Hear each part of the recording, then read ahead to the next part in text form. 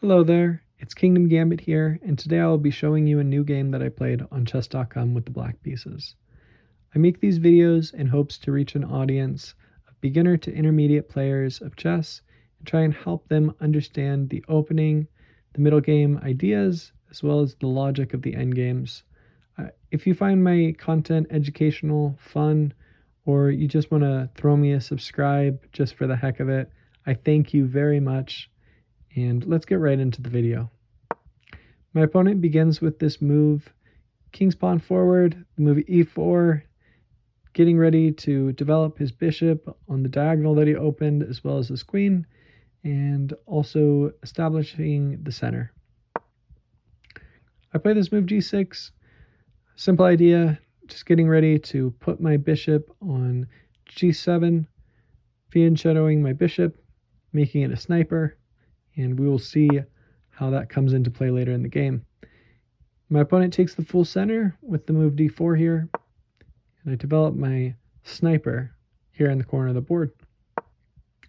My opponent pushes his pawn forward, a little bit of a question mark in my mind at this move. I think moving any of his minor pieces, just developing, would have been a better move, especially one of his knights.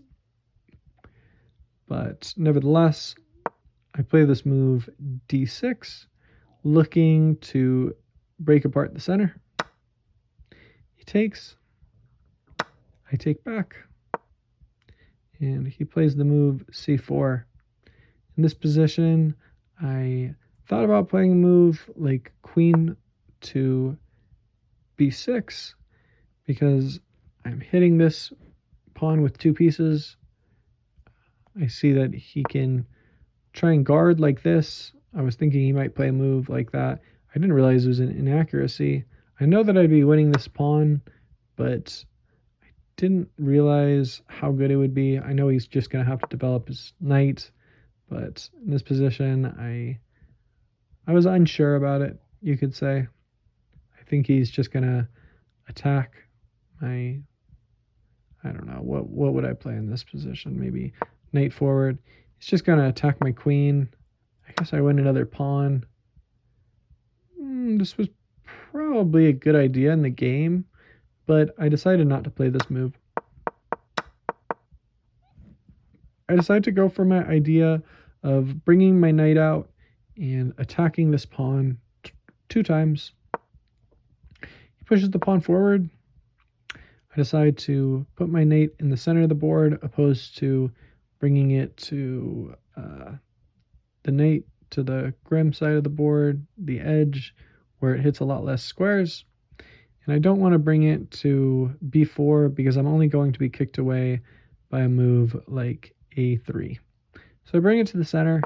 He attacks it with his bishop. Now I'm getting attacked by two pieces. I'm going to have to move my knight again. I attack the bishop, and he brings his queen to b3. In this position, I thought, well, there's a check on the king. Always remember, checks captures attacks. I bring out my queen, and it's not the best move. You see, the best move would just be taking his bishop, and he can no longer take with his queen, because if he does, he's losing a pawn and his rook.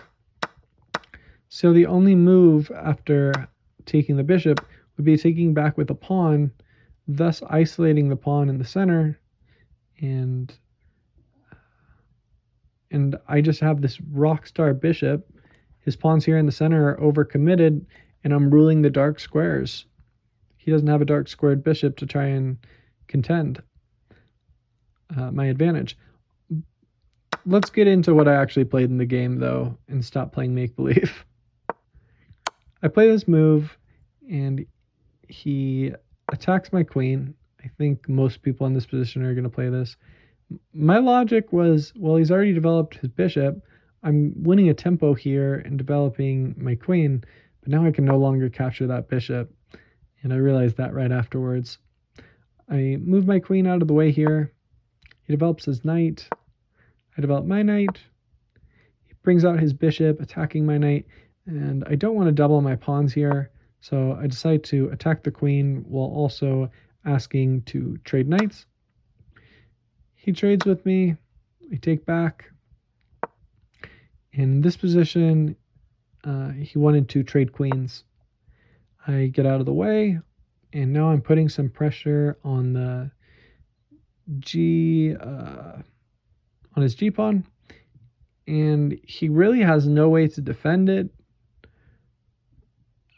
Of course, he can play a move like this, but it just doesn't. To me, the computer gives me a 1.5 advantage after that move. So in this position, there is a clever tactic if you want to look and try and spot it here. And after he castles, I play the tactic, sacrificing my knight, but if he decides to take, oh no, he's losing his queen. So after I play this move, it gives me a great move on chess.com. He does not take.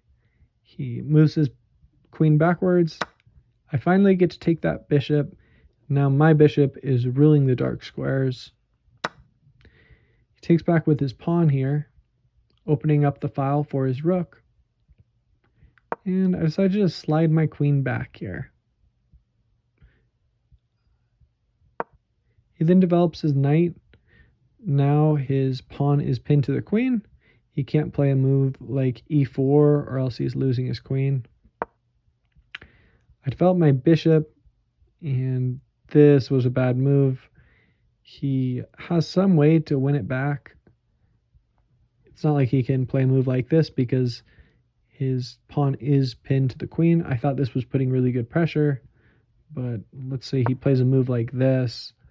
My queen's attacked. I think I can play a move like here. And what is the best move? Knight g3.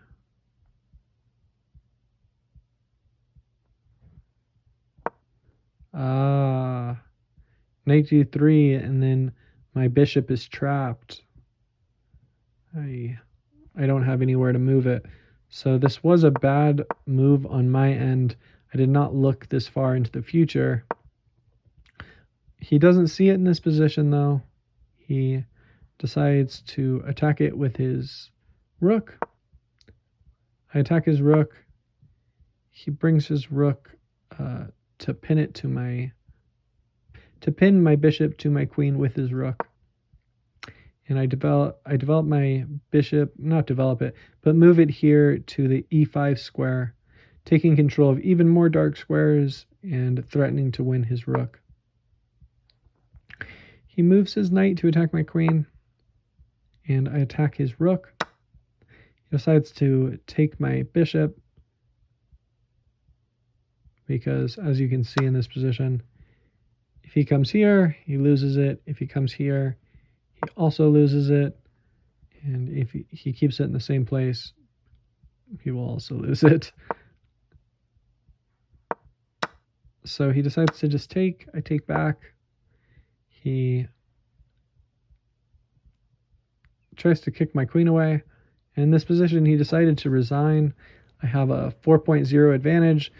The pawns are pretty weak in front of the king, and my bishop is pretty much ruling the board at this moment. I really like my position, and not to mention his e3 and c4 pawn are isolated, so I just see advantage after advantage in this game, and with a 4.0 advantage, he decides to resign. I win this game. It was pretty fun, and I was happy that I could show you a few tactics that could have lost me the game, but a few tactics that also I got to use and have some fun with. Anyway, if you enjoyed this video, please leave a like or subscribe, and have a great rest of your day. Thank you very much for watching.